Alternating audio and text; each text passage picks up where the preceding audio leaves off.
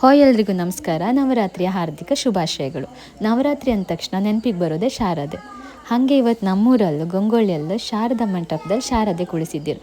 ನಾವೆಲ್ಲ ಕಾಂಬಂತೆ ಹೊರಟಿತ್ತು ಇವತ್ತು. ಎಕ್ಸ್ಪೆಕ್ಟೇಷನ್ ಸ್ವಲ್ಪ ಬೇರೆ ಇದ್ದಿತ್ತು. ಜನ ಸ್ವಲ್ಪ ಕಮ್ಮಿ ಇರ್ತಾರೋ ಆರಾಮಾಗಿ ದರ್ಶನ ಮಾಡ್ಕೊಂಡು ಬಪ್ಪ ಅಂತೇಳಿ ಹೋಯ್ತು. ಬಟ್ ಅಲ್ಲಿ ಹೋಯ್ಕೊಂಡ್ರೆ ಜನ ತುಂಬಾ ಇದ್ದಿರು, ಸಿಕ್ಕಾಪಟ್ಟೆ ಜನ ಇದ್ದಿರು. ಇದೀಗ 51ನೇ ವರ್ಷ ಶಾರದೋತ್ಸವ, ಹಾಗಾಗಿ ಜನ ತುಂಬ ಇದ್ದಿರು.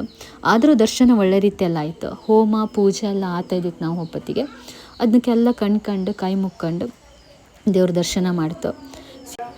ವೀಣೆ ಹಿಡಿದು ಸಿಂಹದ ಮೇಲೆ ಕುಳಿತಿರುವಂಥ ಶಾರದೆ ತುಂಬ ಚೆಂದ ಇತ್ತು ಕಾಮ್ಕೆ.